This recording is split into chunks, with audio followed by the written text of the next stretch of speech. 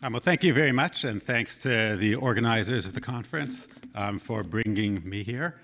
So far, I've enjoyed the panels that I've been at, and I look forward to another couple days of exciting panels. And thank you also to the curators of the exhibition of the Kirshenblatt, Meyer Kirshenblatt exhibition, which was really an outstanding exhibition, also was an outstanding book to have read when it came out. So I'm going to talk today about the work that I have done, not in Poland, but in Ukraine, in the early 2000s, interviewing Yiddish speakers. So I'll begin with, the story of the Holocaust and how it decimated Jewish life in small towns throughout Eastern Europe was told for many years exclusively by those who left to come to America, to come to Israel, or to go to major cities of the Russian interior during or immediately after the war. And these writers long assumed that nothing remained of the shtetls that they had abandoned. They portrayed their hometowns as lost, vanished, or erased. This is a quote from Zvi Kaminsky, who wrote this in Paris, not about a shtetl, but about Stott, Berdichev, which ironically, by the way, is often thought of as a shtetl, perhaps as a large shtetl, but it had a Jewish population of about 35,000 and a general population of about 50,000 before the war, so I think would not really fit our definition of a shtetl, but nevertheless gave this impression of the town as no longer a Jewish town, which of course is an accurate perception even in Ukraine. He writes, "Is there no longer a Berdichev? Yes, there is such a city that is still called Berdichev today. The city stands on the same place where Berdichev of bygone days once stood. The city is perhaps even bigger than Berdichev of bygone days. There are new, bigger houses, several stories completely built up, new streets have arrived, but the old streets and even the several remaining houses from the old Berdichev seem somehow different, somehow foreign. And the people who you meet on the street are not the same Berdichever Jews. These are the same people that you would meet in any other Soviet city." And again, this is how the shtetl is always portrayed, as an erstwhile space from which people come. There are books called From the Shtetl to the Suburbs, From the Shtetl to Socialism. It's always a foil from which it's always a foil of contemporary Jewish life, or the wellspring from which Jewish modernity emerges. The Jewish cobblers, market stall proprietors, barbers, and even collective farmers who remained in the small towns and rural areas of Eastern Europe until the dawn of the 21st century were conveniently forgotten because they did not conform to the idea of the pre-war shtetl Jews.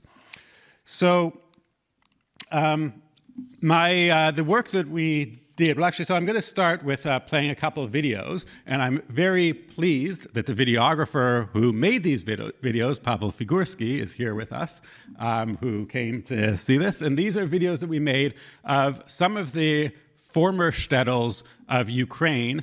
This one is 2002, and the other one I think is also 2002. And it shows you what these towns looked like in 2000. At the time, there were still Jews living in these spaces. Both Beersheba and Shargorod had significant Jewish populations in the 1990s, certainly in the 1980s, a little bit in the 1990s, and still in 2002, we could still meet Yiddish speakers on the street and talk to them. And you'll see that actually in this short little video clip that I'll show, but it just gives you a feel for the spaces that we're talking about. And he's saying that these were entirely Jewish streets at the time.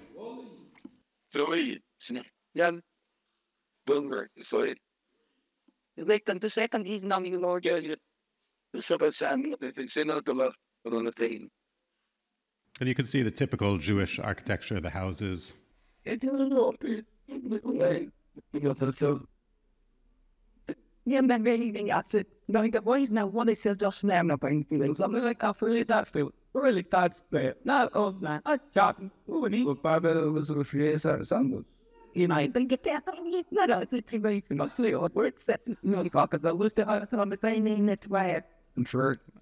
So they're saying that these were towns that were built since the revolution. This is the town of Shargorod when we visited in 2002. You can also just get a feel for what the town looked like.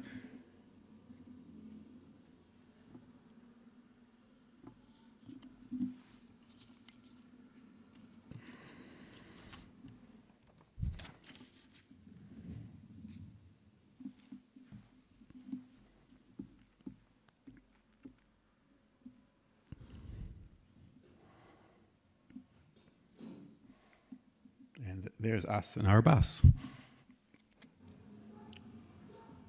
And so you can see that these towns still had Jewish populations living in some of those houses in which we conducted interviews, including, not that house, but you'll see it in a minute. There were still Jews living there in which we could conduct interviews in 2002. And everybody we met told us that if we had come 10 years earlier, we would have found hundreds of Jews living in these towns.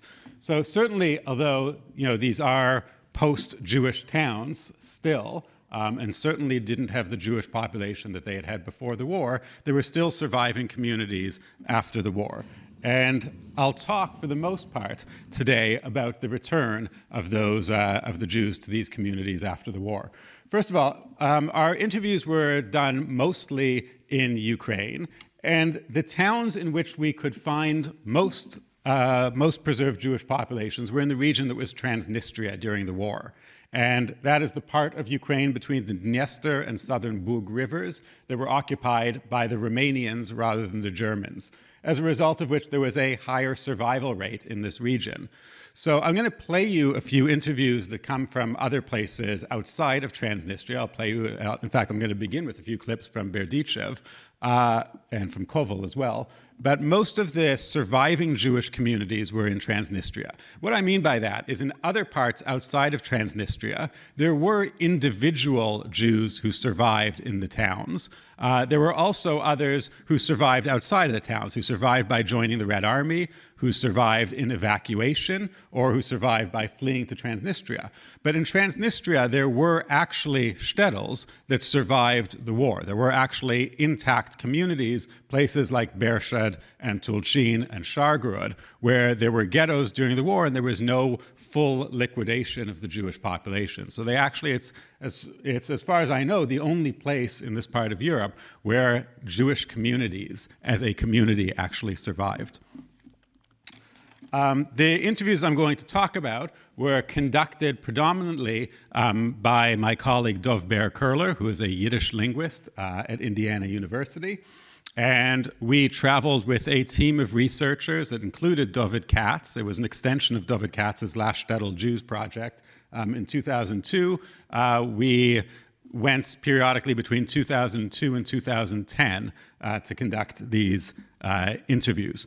We called the whole project AHAIM, which was an acronym for the Archives of Historical and Ethnographic Yiddish Memories, and of course means homeward in Yiddish as well. In total, we conducted about 380 Yiddish language interviews, all with individuals born between 1910 and 1940. There's two major access points for the entire archive that we collected.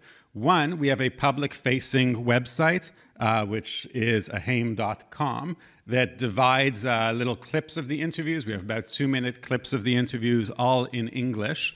And they're organized by subject matter. They're also organized by person and by place. And these are clips that are translated and subtitled into English. And then the entire archive, all 380 interviews, are stored at Indiana University's Archives of Traditional Music, which, by the way, is the same archive that Barbara Kirshenblatt Gimlet used to store her material, some of her materials anyway, from her thesis that she did at Indiana University. And that's actually why we chose that archive to store it in. So within this archive that includes all of the interviews that we did, we also have English language summaries that you can search by time code. So that's where the material comes from. And I'm going to spend most of the time now talking exactly about the ways that some of the folks we spoke to discussed their return to the shtetl after the war, their experiences returning right after the war. And I'll begin with some remarks about how they remembered the war itself. Many of those who returned to live their lives in what were now mixed Jewish communities, mixed Jewish and Christian communities in Ukraine, didn't embed their stories of survival within the context of the Holocaust, but rather integrated their memories into the wider narrative of what was known in the Soviet Union as the Great Patriotic War. And I think this has been noted by my colleague Zvi Gittelman as well as others, the way that the Holocaust was remembered in Ukraine by survivors. they came back to towns that had also experienced an enormous amount of destruction as a result of the war. So unlike survivors who, say, left Ukraine or left Poland more likely, and immediately immigrated to France or America or Israel, where they were surrounded by communities that had not experienced the war the way they had experienced the war, the memory of the Holocaust really stood out. I think of this when I'm talking often about my own father, who was a survivor of the war in Budapest, a survivor of the Holocaust in Budapest, and came to Canada in the 1950s and went to a high school where everybody else was talking about football and Elvis Presley, and he's trying to process the trauma that he had gone through. In Ukraine, by contrast, the people who returned to their small towns after the war, even to large cities after the war, were living among a population that had also experienced unimaginable tragedy during the war. And so they didn't view their own experiences as all that different from the experiences of their Ukrainian neighbors. And together, they celebrated Soviet holidays and embedded the memory of the war within the Soviet memory. So I have this clip that we actually took in Kovel when we were there on May 9th, on Victory Day, of people celebrating Victory Day and marching through the city with the hammer and sickle on the flags, although it's taken off here. And I think this would be unimaginable today in Ukraine, but actually, did take place in when we were there, and I think this was 2003.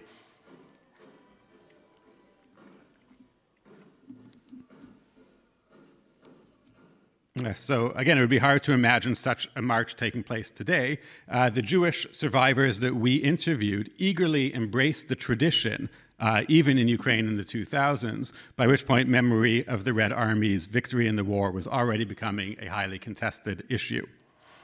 Also, memory of the war is reflected differently in some other people that we interviewed. In Tomashpol, which is in Transnistria, in the territory that was Transnistria during the war, my team interviewed a hat maker by the name of Alexei Futuran. And here you can see us, how we conduct the interviews. You can see us greeting him at his house, which is also a very typical Jewish architecture. He's still living in an original Jewish house.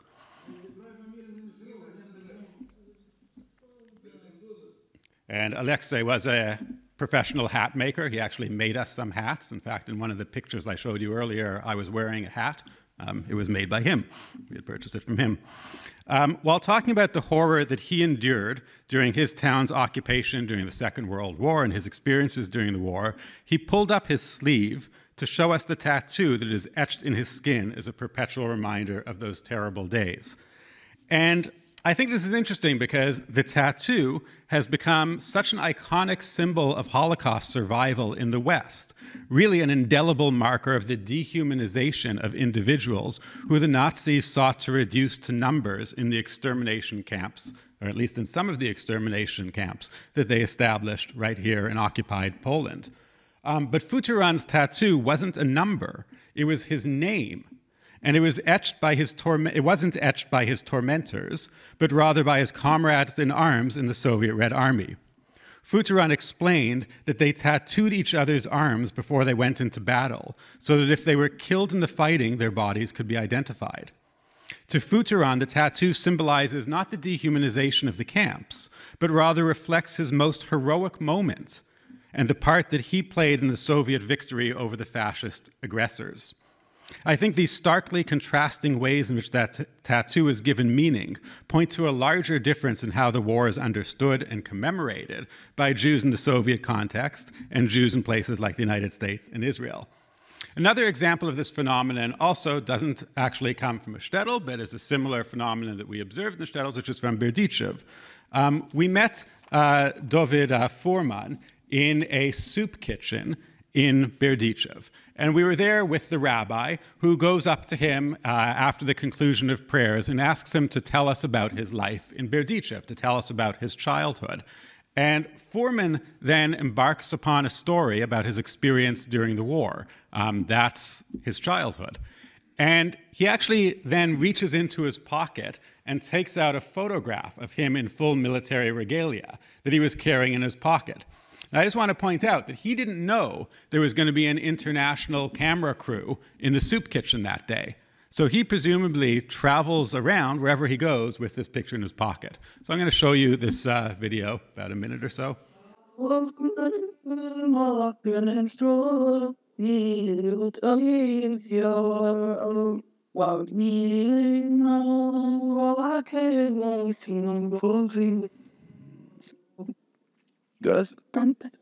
Damit verteilt du. Look at this cigarette. This are the one about the excellent. Yeah, again, when I'm supposed to get things. You had to, yeah, this. The third episode about the chili is a boy about the young girl. Little side up place. The third episode, you got to shade it. No, and later when I got it, I had bigger no, but I had to deal, but I got out with it. Even when I started, I never now lost you were gonna have in the army, but again, I now see a lot. I'm better than I stop. Nine of the episodes of Europe, so they're not format. On the doctor, as when the Irish got informed. Well, now there's a shout, can you so Yiddish?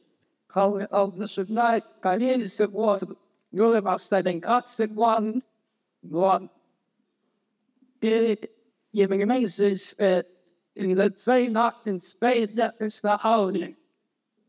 But somebody brought this or and I was about to look like who's that been and part gone.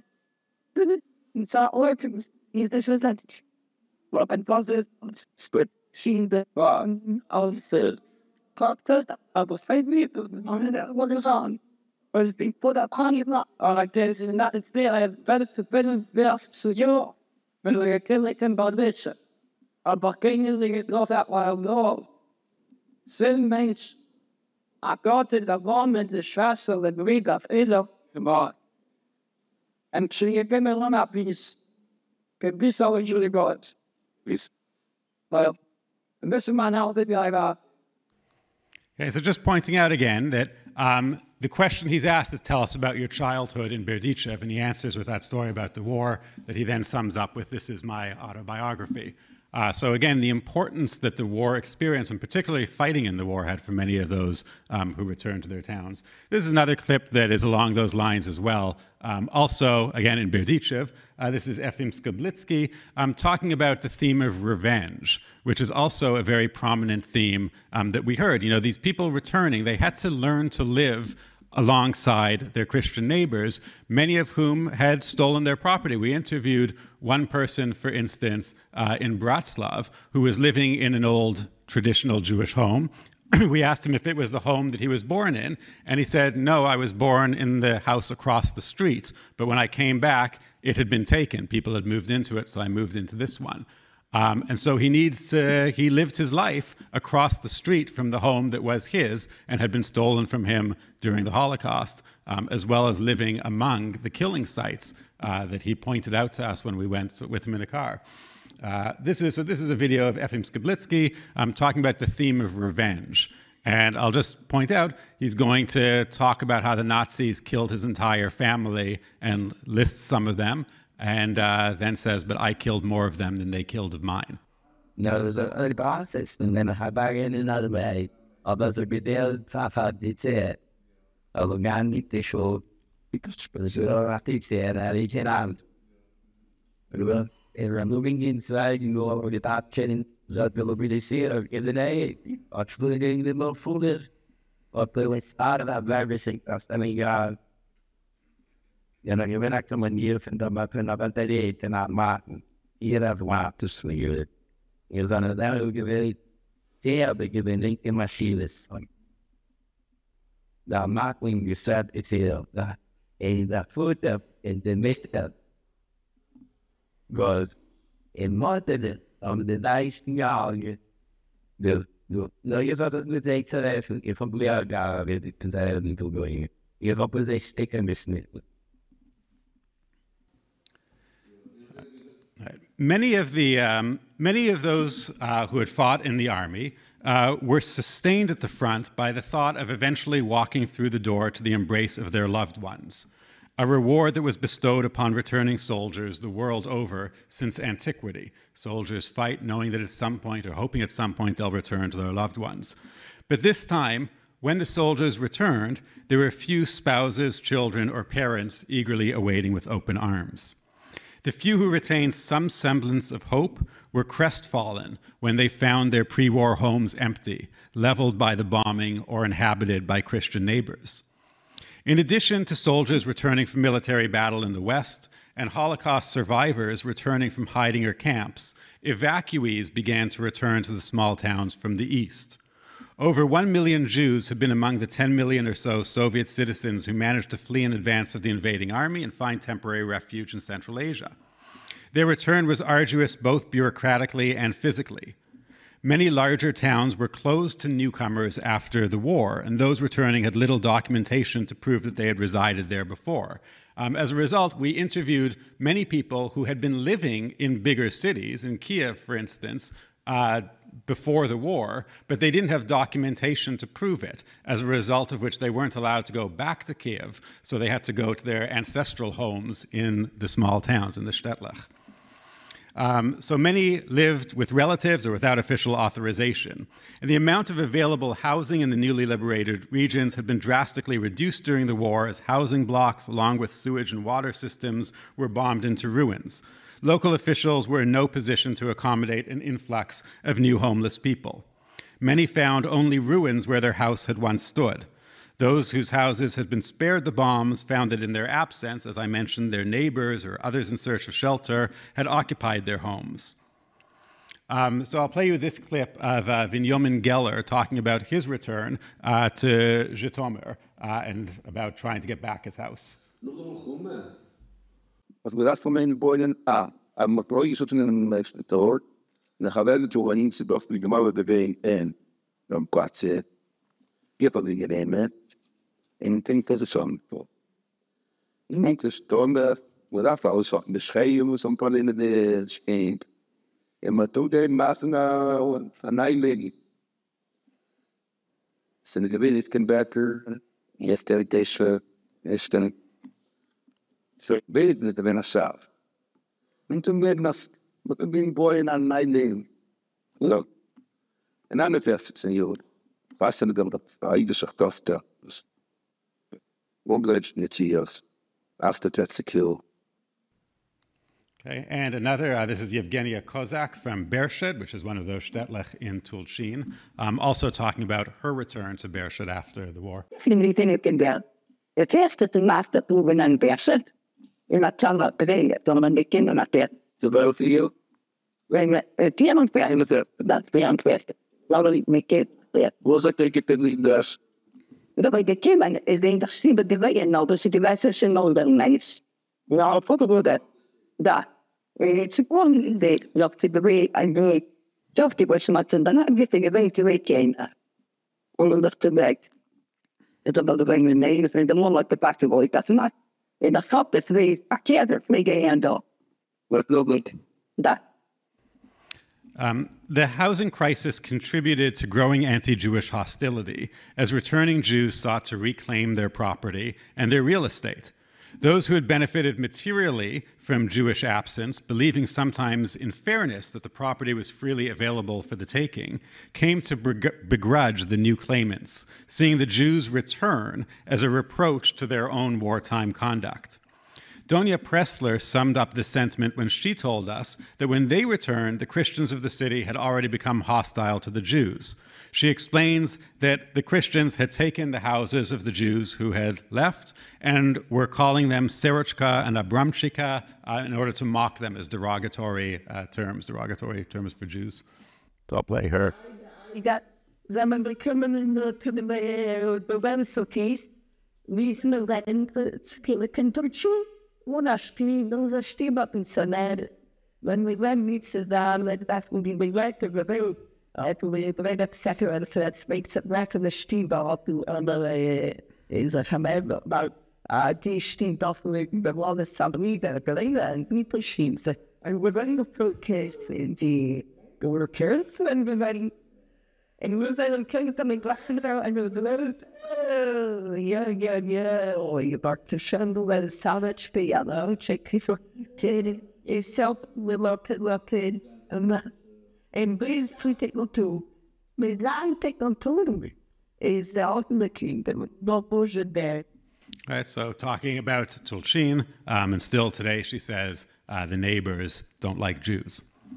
The influence of years of anti-Semitic Nazi propaganda in the occupied territories was palpable, unleashing latent anti-Jewish sentiments that had been repressed under the Soviets, and inventing new forms of racial hatred that had largely been foreign to the region. Even those who neglected to buy into Nazi anti-Semitism still resented the Jews, believing that they were at least partially responsible for bringing the wrath of the Germans upon the territory and for bringing the war upon them. Anti-Jewish sentiments were further exacerbated by the common misperception that the Jews had actually been spared the worst of the atrocities. Many villagers living in Ukraine were simply ignorant or in denial of the existence of camps and mass killing sites. Christian townspeople had endured immense suffering during the war and simply knew that most of the Jews hadn't been around when they were living under German occupation. The Jews, they contended, had abandoned the town during the occupation.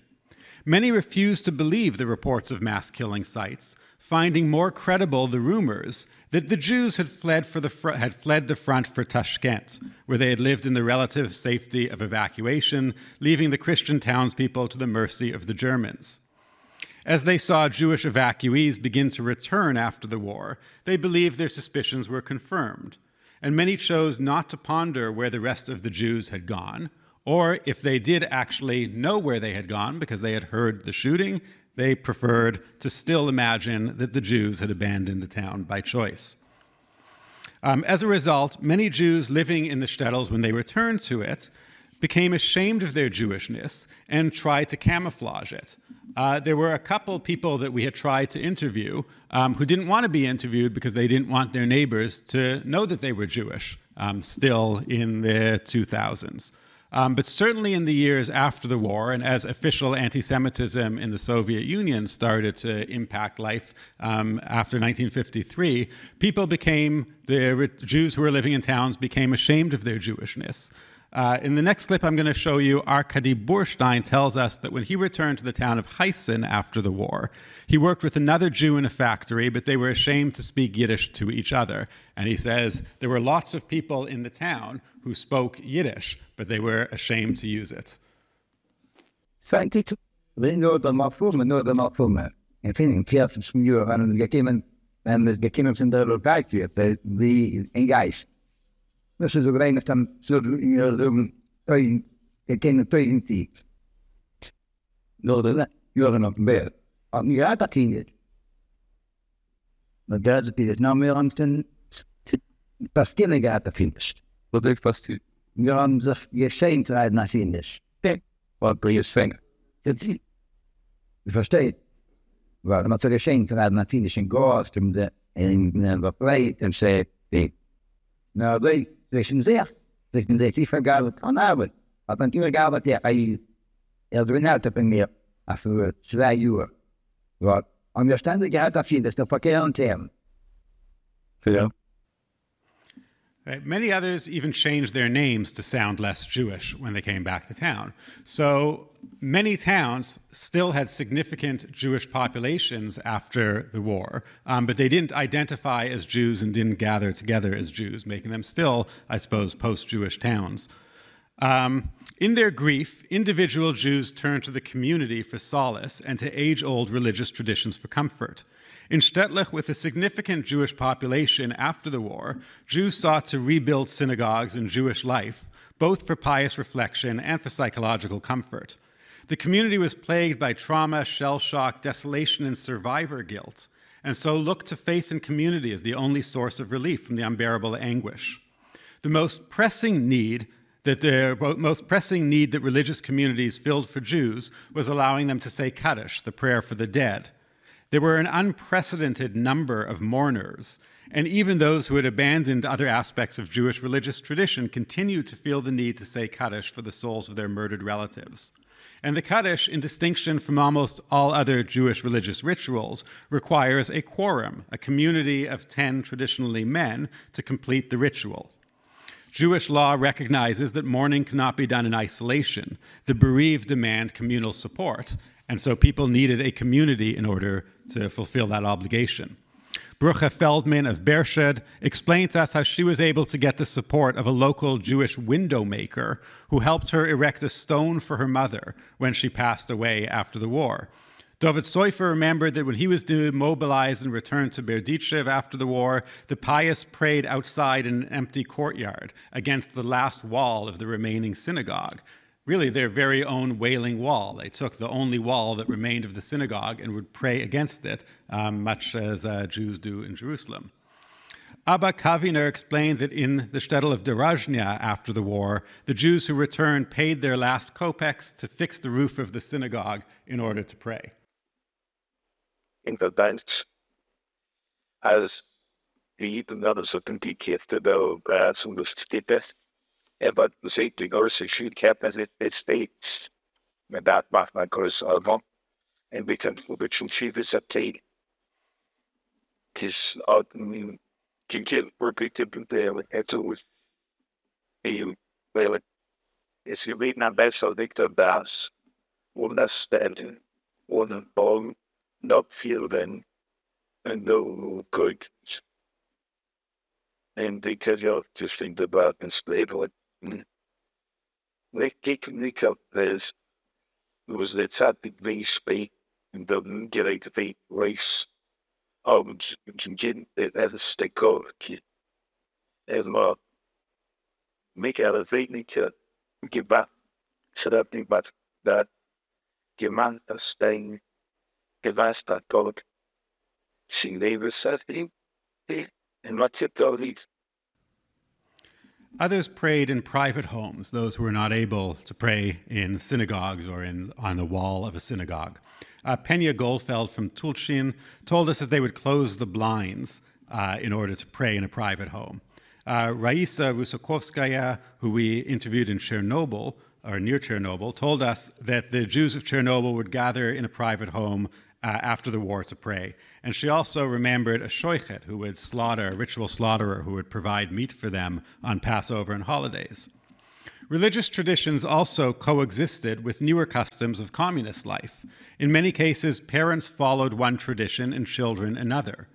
Sometimes divisions existed between in-laws, all interacting together.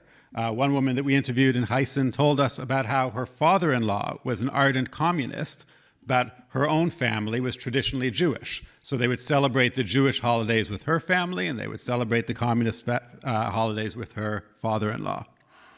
At times, the needs of the community conflicted with the needs of individuals for shelter and basic necessities. Some sought to rebuild communal life and religious institutions first, whereas others prioritized private housing. The local population often argued about whether resources would best be allocated to restoring large public buildings like the synagogue or to meeting the more mundane needs of the population. Yenta Tolkovich, who we interviewed in Tulchin, told us about how there was a big fight within the Jewish community that survived after the war over what to do with a pile of bricks that were around the synagogue and presumably had belonged to the synagogue that was destroyed. Some wanted to use those bricks to rebuild the synagogue, and others wanted to take those bricks and use them to rebuild their own homes, which were in need of bricks. And she says that it was really a class matter, that the wealthy members wanted to, those who had houses basically wanted to rebuild the synagogue, and those who didn't have houses just wanted to have a place to live. Jews in the post-war period also struggled with how best to remember the war dead, and particularly the Jewish victims of Nazi atrocities. Victims shot in the early days of the war in the forests and ravines outside of town usually remained in unmarked graves, identifiable only by the intensely lush vegetation that grew around the well-fertilized soil. When evacuees began returning to their hometowns after the war, many sought to erect memorials for their murdered townsfolk. In Bershad, Sofia Palatnikova told us that in March 1944, when, she says, when we were liberated, some invalids and others returned from the army, and when they came back, there were pits that were fully covered. There were children's shoes and clothing lying around. So some who had been saved from the camps took shovels and covered them to make a grave, and they later erected a stone to mark the spot. But the authorities usually refused to allow the erection of public memorials. In Tulchin, the Jewish community took upon itself the obligation to visit and tend to both the old cemetery that continued to exist with a few gravestones standing in the city and the mass graves that lay in the forest near the Pechora concentration camp a few kilometers from the city. Residents recalled that soon after the war, survivors started returning to the concentration camp where they had been held during the month of Elul in the weeks before Yom Kippur to mourn at the graves of their family members.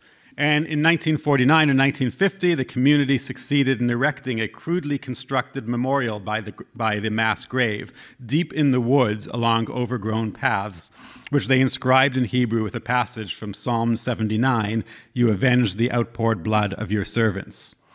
There was no marker on the road, though, to say where the Metzeva, where the marker was, and since the graves and memorial were located far inside the forest, they could only be found by those who knew of their location.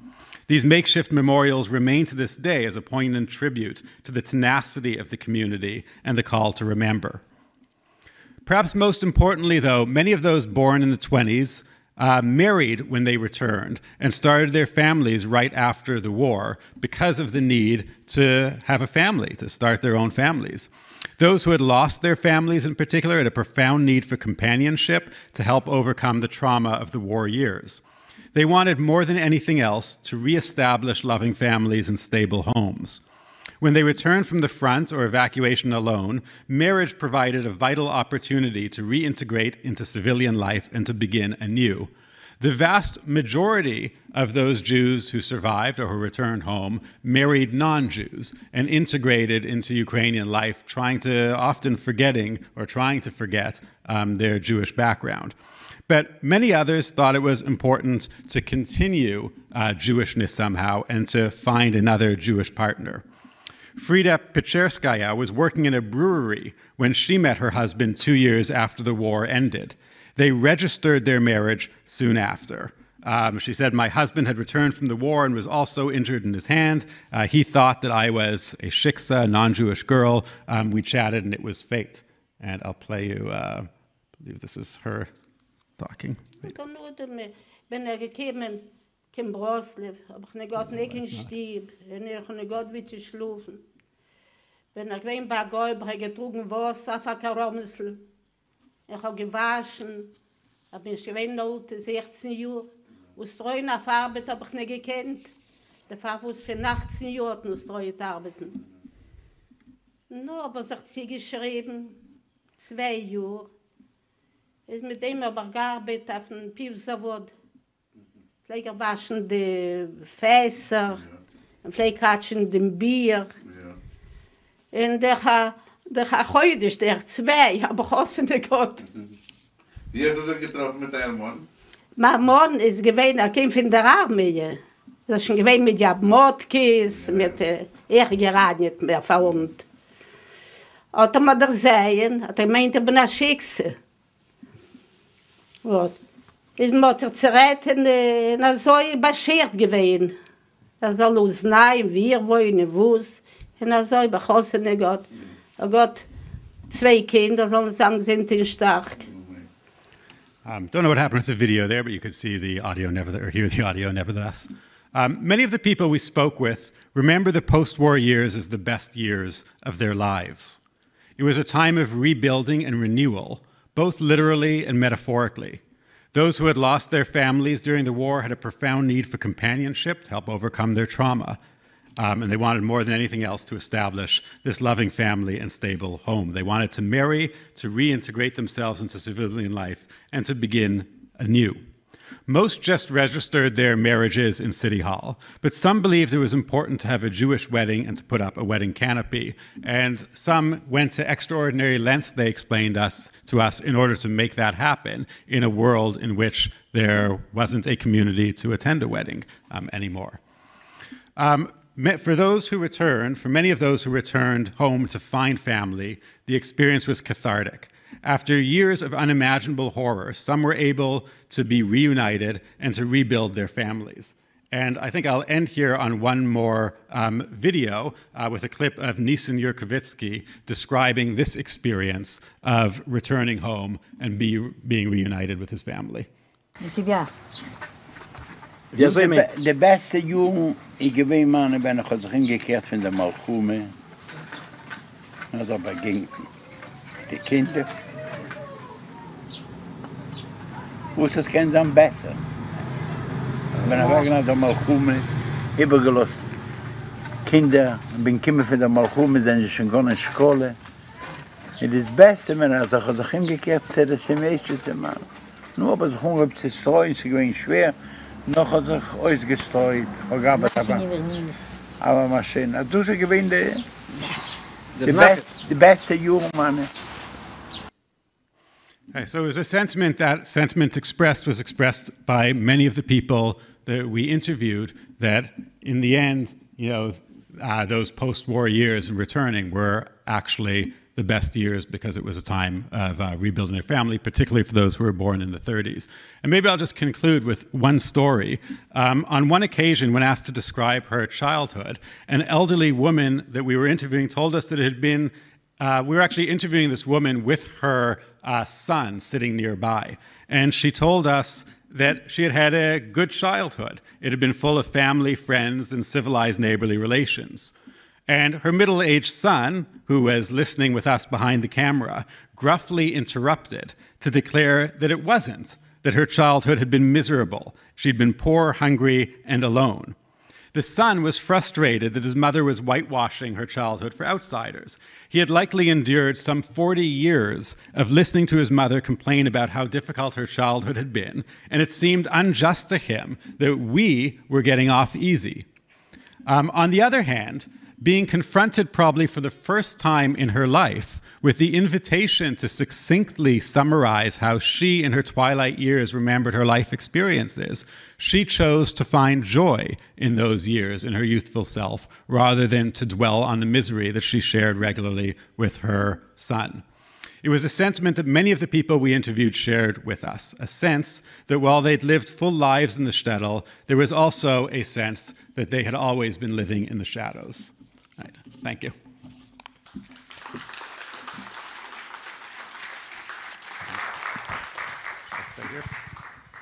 Okay, thank you very much. And now we open floor for questions from the audience and also those who are watching us online. Hi, thanks very much for that. This goes a little beyond what you were speaking, but Transnistria is where my family from Radauts in northern Romania was deported, along with tens and tens of thousands of Jews from Bukovina. They had a different experience there. And I'm wondering if in any of your interviewing, you dealt with the people. My family, most of them survived, including my extremely elderly great-grandmother, went back to Radauts. And from there, most of the family then years later went to Israel. Have you done any interviewing with people who had these horrible experiences in the camps in Transnistria, who were not there, but lived through the war there, and then left to have lives somewhere else? Have you done work with that, or is work being done with them to contrast your work with people who were not there and then came back? Yeah, it's actually, we have interviewed people in Radauts and in Suceava and elsewhere in Romania, and it's not totally a contrast. Maybe I didn't make that totally clear, but a lot of the people that we interviewed were there in the ghettos. I just didn't talk about that part because I'm talking about the post-war period. But not all of them. I mean, I think it's true that a lot of the examples that I used right now are people who returned from evacuation or people who returned from somewhere else. But certainly in Bershad and Tulchin, the people who were from those towns were also living in the ghetto. Shargorod also had a ghetto. And in many ways, that's why they survived, right? Transnistria was used as a dumping ground for Jews from Romania who were sent in. the locals in places like Shargorod and Bershad that had ghettos in which there were Romanian deportees as well as local Jews, the locals tended to have higher chances of survival because they knew the surrounding area, they knew, they had better networks in place. Although the leadership in the Shtetl was the Romanian Jews who came in and were quickly assumed leadership positions. But so yeah, a lot of the people that we interviewed actually were, and some of those that I showed as well, were in those ghettos in Tomashpol as well, were in the ghettos during the years. And their experiences were unimaginably terrible. In Piechora as well, which is the concentration camp that is adjacent to Tulchin, most of the people that I showed you from Tulchin had actually spent much of the war first in the ghetto and had then been deported to the concentration camp.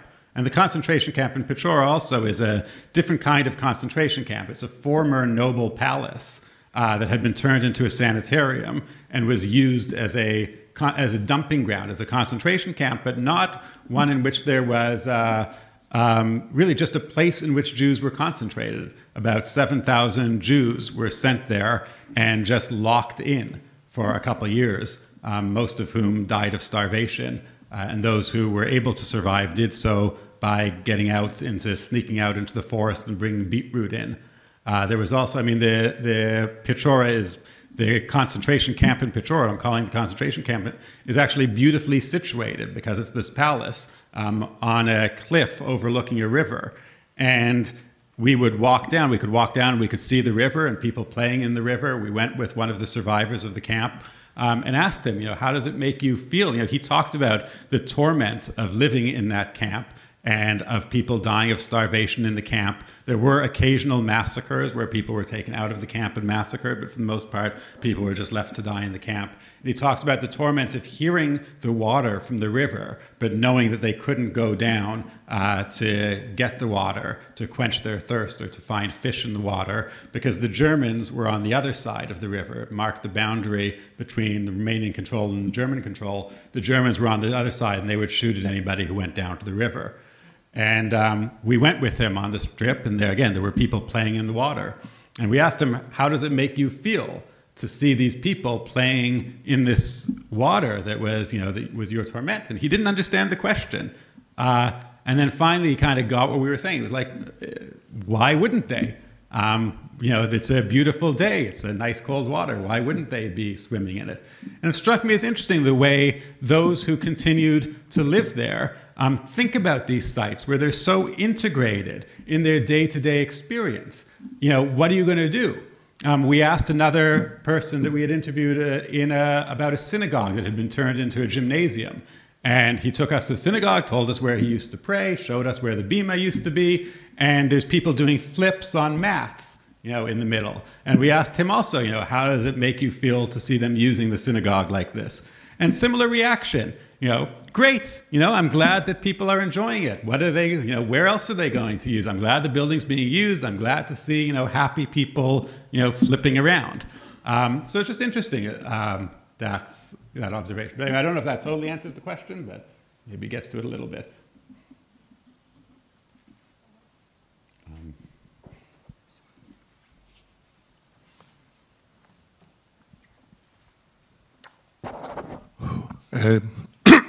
Thank you for a very stimulating and interesting presentation. Few comments.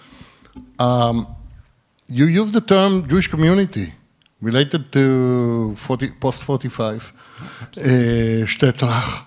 And I'm wondering what exactly you mean by Jewish community. There was no, as far as I know, there was no Jewish community in terms of institutional construction. There was single Jews who would return, to their home, or what they think it's home, but it is Soviet regime. There is no, as far as I know, Jewish community, and most of the places, I don't know if there was more than 10 families of Jews in Bershad or Tulchin or whatever. Also, you use the term Jewish architecture. Which term? architecture. Oh, architecture, Typical Jewish architecture, typical house, etc., etc. So I'm not, I don't buy this terminology of Jewish architecture, because I was in those places many times, and I didn't see any difference between Jewish architecture and I'm not talking about synagogue, mikveh, bes medrash, and all this. I'm talking about houses for living between Jews and non-Jews. More or less, we are talking about the same features of architecture. And especially when one of the interviewers said, we wanted to come to our original home, but it was occupied by Christians. So everything mixed, even there is Jewish architecture. And I forgot the third comment, so it's enough. All right, well, for the community, there certainly were existing Jewish communities in some of these towns. Beersheba had a synagogue that continued to function on and off, but continued to function through most of the Soviet period. And others had groups of people, particularly in places like Beersheba, Tulchin, Shargorod, had groups of people who were still living in the center of town who spoke Yiddish together. And who lived lives in Yiddish, who knew that they were Jewish, who interacted as Jews, who celebrated Passover in some way that they could. They didn't have Jewish institutions. There's no Jewish Federation or anything like that, or Jewish Community Center, obviously. But they definitely regarded themselves as a Jewish community. And that's what I think is distinct about the area that was Transnistria, in that because they were sites in which there were ghettos that were not totally liquidated. The Beersheba ghetto wasn't liquidated, it was liberated. As a result of which there was a key surviving Jewish community that identified as a community from Beersheba, from Tulchin, from Shargorod, through the 1980s and even into perhaps the time that we were interviewing. Berdichev, which again is not quite a shtetl, is more of a shtut, but it had still 15,000 Jews living in it in the 1950s, and 1,000 Jews living there still into the 1980s, 1990s. So they did have Jewish communities. The architecture, yeah, I don't know if it's Jewish architecture or just marketplace architecture, because in most of these towns, the center of town, the stores around the center of town have a distinct architecture, which is because they often doubled as houses in which people lived, and as storefronts that people, made hats, the Coopers lived there, and the hat makers and the tailors, and they were storefronts and workshops all in one house. And so they do have a particular architecture. We may want to call it marketplace architecture, or a central city, central shtetl architecture, or we can call it Jewish architecture. And that's, the interesting thing in these towns is the socioeconomic status of Jews is so distinct from the surrounding population. If you go to a town like Beersheba, or probably even Berdichev, even a larger city, in the marketplace, it depends on exactly the town, 80 to 95 to 100% of the houses around the marketplace are going to have been owned by Jews, and in which Jews were going to have run their businesses. So for that reason, I think we can safely, obviously a house doesn't have an ethnicity, right? So when I call them Jewish houses, I'm not saying that the house is ethnically Jewish, but that they are the typical houses in which Jews lived. Thank you very much. Yeah. Do you hear me?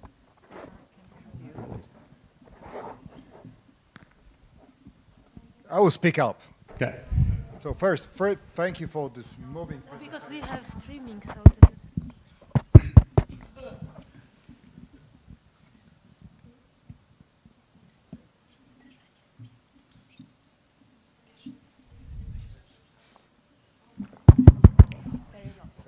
First, thanks for. It was a moving presentation. I also liked it because you show up that there were many ways of thinking and remembering the wartime experience. Actually calling it the wartime experience, which we also find in Poland. And that was a way of integrating into the general narrative of the past with the non-Jews. I set aside the question of what was more legitimate. Maybe all of them were legitimate because people are using it. I have two questions. First actually follows what David asked about the community. I would like to ask, who are their friends? Because what we find among these non-Jewish Jews in post-war Poland is that most of their friends were similar people, even when they never publicly spoke about the Jewish parents or grandparents. Somehow, if not most, many of the friends were people in similar situation. Was it the case also in the region we investigated? And then second, what differentiated those Jews who remain in these villages and towns and those who moved, to Kiev or Moscow or somewhere? Do you have a clue? Yes. So, I don't have a scientific answer to the difference between those who moved to the larger cities. My sense is those who stayed in the small towns retained aspects of their traditional lives more. And that seems, a pretty obvious answer. They didn't have the same assimilation tendencies. They lived in the same homes, spoke Yiddish, were more likely to speak Yiddish. As far as who their friends are, again, that also is hard to answer, but it seems to me that in places where there were Jewish communities, they tended to interact with those Jewish communities more. Also seems obvious, but they knew everybody else who was Jewish in the town, and those tended to be their close friends. Now, when you ask people, they don't necessarily say that, so it's hard to tell. One example, I remember somebody that, we asked about Jewish relations. This was before the war, not after the war, so it's a little bit different. But we asked him if he remembers being, having friendly relations with the Christians in town. And he said, oh, yes, absolutely. My father was actually very good friends with a Christian who actually worked in the church. And, he was very good friends with him. And I remember he came for dinner once and we set a special table and got special, and I remember it was a very special dinner because he was coming. And to me, that doesn't signify a close friendship. That, in fact, is the exact opposite, that he's not somebody who is in the house regularly. He's not somebody who is in the normal social circles, but he's somebody who is visit to the house with such a special occasion that this guy remembers. Again, I don't know the answer, but it seems that when there were communities, they tended to socialize within the community. This was a fascinating presentation, and I wonder whether, following on what Dariusz pointed out, whether you thought of a more comparative approach. What you've done is essentially on Transnistria. It would be very interesting to compare some of these testimonies with the testimonies in Poland. Okay. Now, there was a Jewish community in here until 47, 48, when there was mass immigration. But until that period, there was organized Jewish life, and there were a significant number of survivors, 300,000 maybe. And it would be very interesting, I think, to compare the way in which they saw their situation, as Dariusz pointed out, with the people in Transnistria and with the people in other parts of Ukraine or Belarus. What's very striking is how specific the experiences of Transnistria were. And in this respect, the testimonies are fascinating, leaving aside even what they say, the very peculiar sort of Yiddish which they speak with its heavily Ukrainianized vocabulary, is something that's very specific to that region. Yeah, and I should say that the whole purpose of the interview project was a linguistic project, right? It was done with David Katz and Dov Ber-Kurler to trace, language patterns. And I just went along for fun, for fun. And, I became interested in the stories that they were telling, not just in how they were telling the stories. But the purpose is linguistic. And we do, we did do interviews all through Ukraine. And the main difference is this community, that in the other places that we interviewed people, the memories and what they're talking about are really just pre-war. And there's very little after the war. After the war, they join the general population. They often marry non-Jews. Their children grow up as non-Jews. So there, the story may be more similar to the Polish situation. And we did do those interviews. I'm just not showing them because I think it's this is the subject of this of what I want to talk about now. But yeah, I think it's only in Transnistria and then a few other towns like Berdichev, Zhytomyr, in which there were significant Jewish communities that returned, that we can do this sort of thing. And otherwise, there is no Jewish community after the war, just isolated individuals. Yeah. Thank you so much for your presentation. That was remarkable. I'm very happy that now we came up with the question about Jewish or not Jewish architecture. What is a Jewish architecture? Because, like, in my opinion, we can, discuss it later on tomorrow. Like private, let's say, wooden architecture in the Shtetls, if we will find inside traces not only about mezuzot, or the small patches remaining, like destruction of the second temple, so-called wate, or the oven, like for a kosher meal, or just like even different elements that might show that was like for 100 years Jewish architecture and the Jewish people lives there. I think is super important for the discursive matter, not only for architects but also for memory studies. And kind of also in the frames of the restitution of the property that was, in my opinion, Jewish architecture. Sometimes was built by Polish people, but those small elements reflect of the Jewishness or something that is very important to describe, think. And a very good example is Fawka Kobler House in Wojsławice, and also referring to Emil, and your foundation was actually based in a post-Jewish cobbler house and the wooden architecture, which is, we have like less and less examples, especially in Poland. Thank you. Thank you very much, Magdalena Waligórska, Humboldt University, Berlin. It was a very moving presentation. It was wonderful to see the faces and hear the voices of the people that I remember from your book. Reading about them is a completely different experience. What strikes me very much in the material that you presented is how different the Ukrainian case or the case of Transnistria is from the Polish case, especially in terms of returning survivors and returning survivors also choosing to remain, to somehow reintegrate into the communities they came from, and also even claiming back their property. Of course, at this same time in Poland, we face this incredible wave of violence against returning survivors where claiming your property back is basically deadly dangerous to you. I have two questions relating to that difference. One of them is whether you would be able, because you quoted some examples of people who actually did claim their property back, even like throughout the non-Jews occupying the house, and some who decided not to.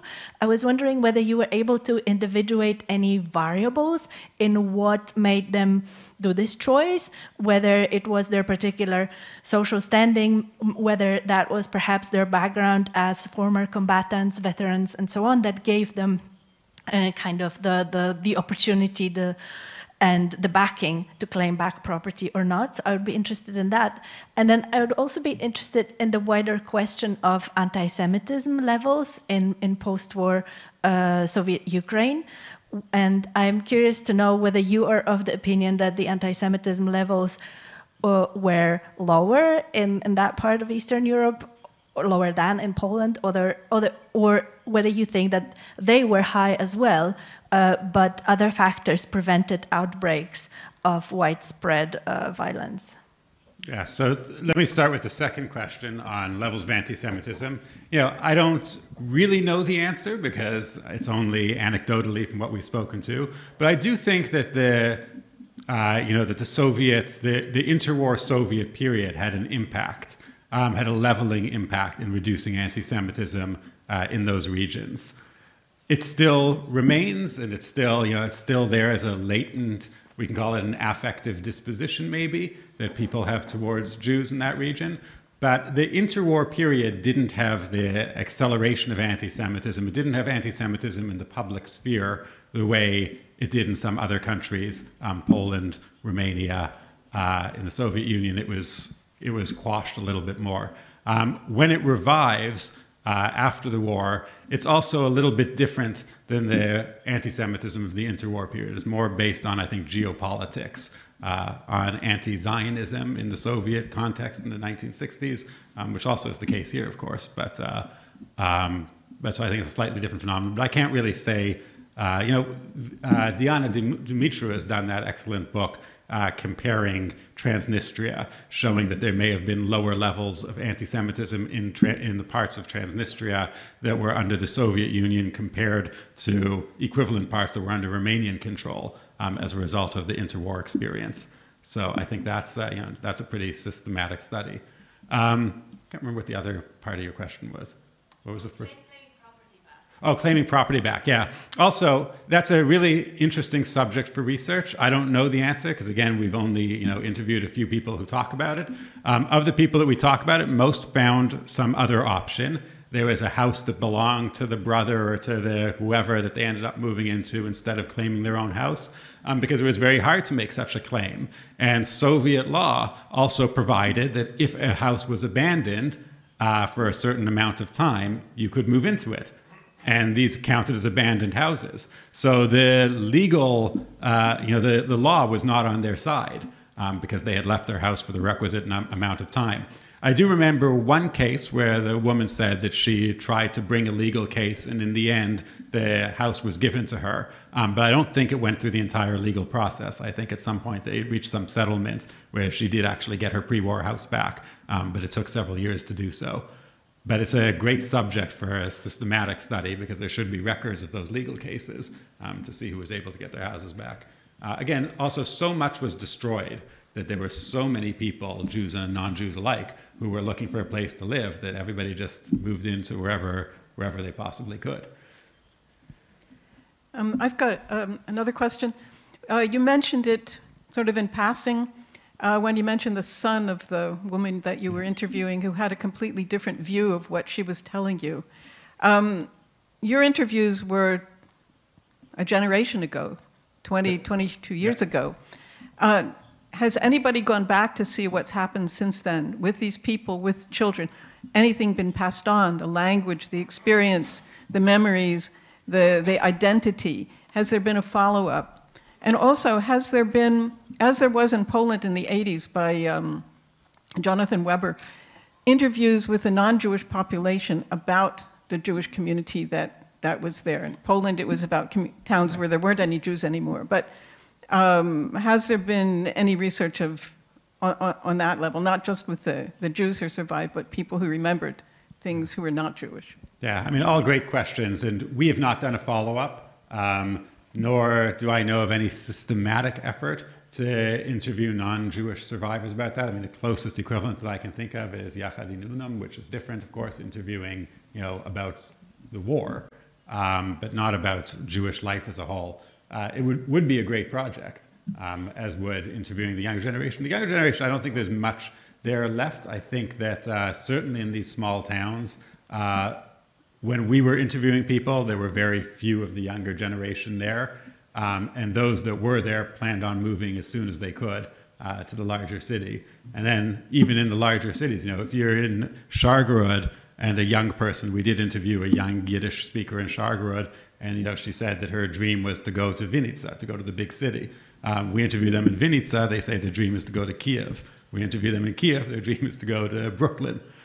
So everything ends up in Brooklyn, I think. But there's always everybody that we interviewed, certainly of the younger generation, was planning on leaving soon. And I don't know what the status is right now. I actually happen to have I have a student in my class right now who's from Zhytomyr, so who would, I guess, have been born right around the time we're doing these interviews. So I don't know her history. But in any case, it's a good question. I would like to ask, did the people you interviewed, did they reflect on the reason that made them choose to stay? Did they necessarily saw it as some sort of choice to stay and not to leave? Yeah, by the time we were there, it's true, most of the community had gone. Many times when we interviewed people, they said, oh, if you'd come 10 years ago, there would have been, whole huge communities of Yiddish speakers we can interview to, but you just missed it by 10 years. Of course, that's what Ansky said in 1912, right? That he had just missed it by 10 years. It's always, you've just missed it by 10 years for this sort of work. But I'm forgetting where I was going with that. What was the question again on? Oh, the people that left, right, and on their reflections on why they stayed. Yeah, so why did they stay? Pretty simple. They're elderly. It's very hard to pick up and leave. They're the people who have stayed all this time already. They never moved to the big city. They already stayed there. This is their home. The most common answer is because this is where my relatives are buried. This is where my parents are buried. This is where my grandparents are buried. And this is where I'm going to be buried. Answers along those lines, but also just the practical difficulties. You need some money to leave, not all that much because you can get support. There's ways of leaving even if you don't have that much money, but the problems in thinking about learning a new language and learning a new world, and to do that at the age of 80 is not so easy. Although a lot of people did, certainly.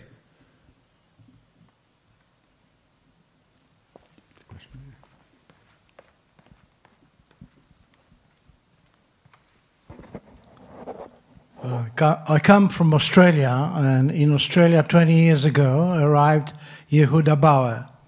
Yehuda Bauer delivered a lecture, and I had enough courage to ask him were there any surviving Shtetls after the war.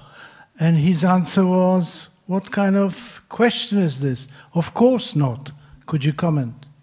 I would disagree. I mean, it depends what you mean by surviving Shtetl, right? I'm not saying the Shargrod Bershad were like they were before the war, but they were certainly surviving. The amount of times that I have had people come up to me and say, oh, my grandmother was born in a town, a Shtetl that no longer exists. It was called Bershad, or something like that, And I can say, it exists. It's here on a map. I can show you exactly where they're from. Of course, the town as it was in the 1920s and 1930s no longer exists. But the place is still, what does it mean that a Shtetl, that it no longer exists? Shtetl, again, as we heard earlier, a Shtetl simply means a small town. The small town still exists. It doesn't have the same flavor, it doesn't have the same ethnic composition as it did before the war, but you can still find it there on a map, and you can still go there, and there are people living there, living their lives there. So I don't know what that means, that it doesn't, I do know what it means, but it's also, yeah, that's my non-answer answer. Okay, if there are no more questions, thank you very much for a wonderful lecture. And we're closing the first day of the conference. Tomorrow, we invite you for more. We start at 9:30. We open the door at 9. Those who took the headphones, please return them to where you took them. See you tomorrow. Thank you. Thank you.